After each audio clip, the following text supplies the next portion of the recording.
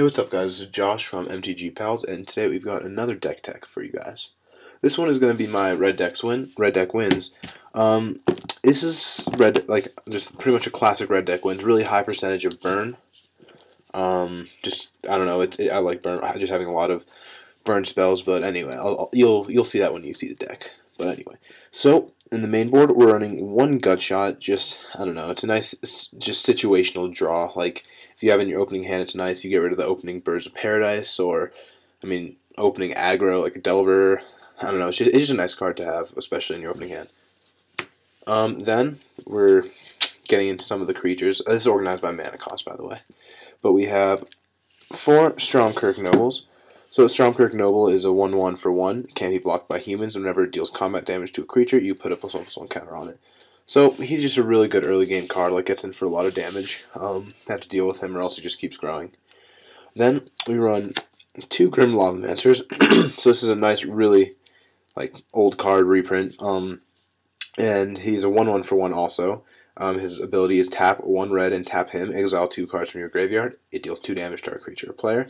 I'm only running 2 because hopefully you won't have that much stuff in your graveyard. You'll have burn and stuff, but I don't know. It's just you don't want to have too many of them because if you have multiple on the board, they're not going to both be able to exile too many cards. So it'll just kind of be just a vanilla 1/1 if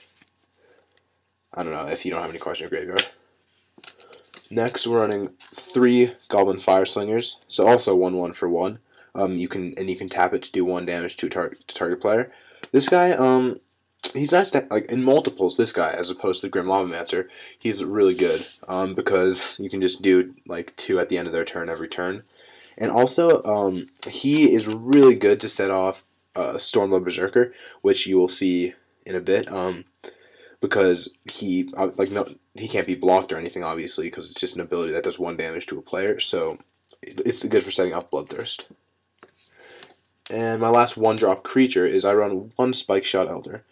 So, this guy, again, he's really good in some situations, like if you're playing against aggro, or, when illusions did exist, this guy, you just tap 3, kill anyone, but I don't know, I like this guy.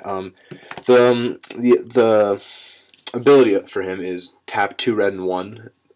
He deals damage equal to its power to target creature or player. So, he's not going to grow. You're not going to get him to be more than a 1/1 with this deck. There's literally no way for that to happen. But, I don't know, it's just nice to be able to ping creatures, or even ping players. It also sets up Bloodthirst if you have a late game with Stormblood Berserker. So, I like having 1 Spikeshot Elder. Then, last 1-drop of the deck, 2 Galvanic Blast. So it's just kind of a classic burn spell. 1 mana, 2 damage to target creature or player. The Metalcraft usually doesn't really come into play. I only have 1 artifact in this deck. 4 of 1 artifact.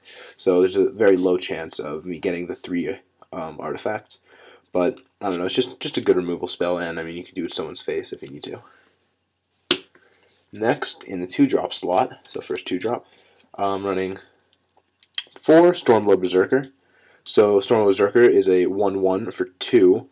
Bloodthirst 2, and so that's if an opponent has dealt damage this turn, enters the battlefield with 2 1/1 counters, and he can't be blocked by 2 or more creatures. So, he also he has really good evasion.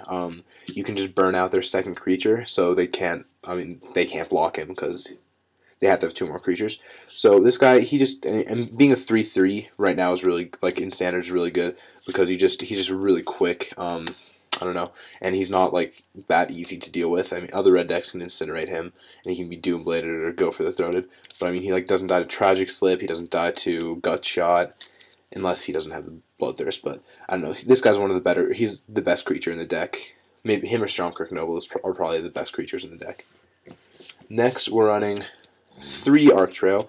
So Arctrail's a sorcery for 2. Deals 2 damage to target creature or player, and 1 damage to another creature or player. And so the Arctrail, really good against other aggro decks because you can 2 for 1 other aggro decks.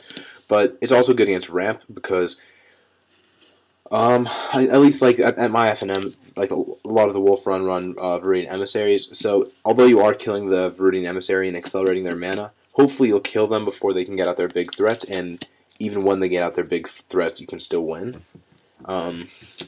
I don't know. I feel Arc Trail is really good. Like against other aggro, it's just like the nuts because you just 2-for-1 them, and then you can keep attacking with any of these really low costing creatures. I like having some Arc Trails in there.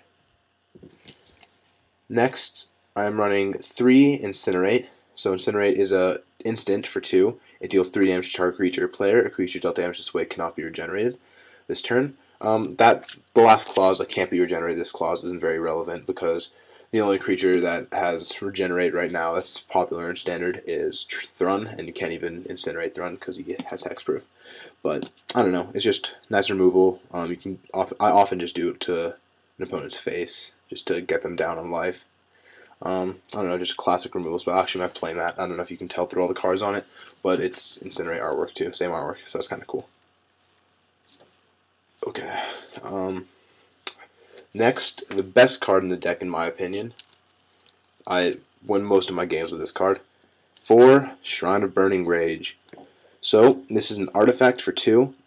At the beginning of your upkeep, whenever you cast a red spell, put a charge counter on Shrine, and then you can tap 3 and sacrifice it. And Shrine of Burning Rage deals damage equal to the number of charge counters to target creature or player. So, this, I mean, when I first saw this card in New Phyrexia, I didn't think it was that great. Because, I don't know, I wasn't really that into Magic, and like I didn't really know what people were doing in Standard and all that.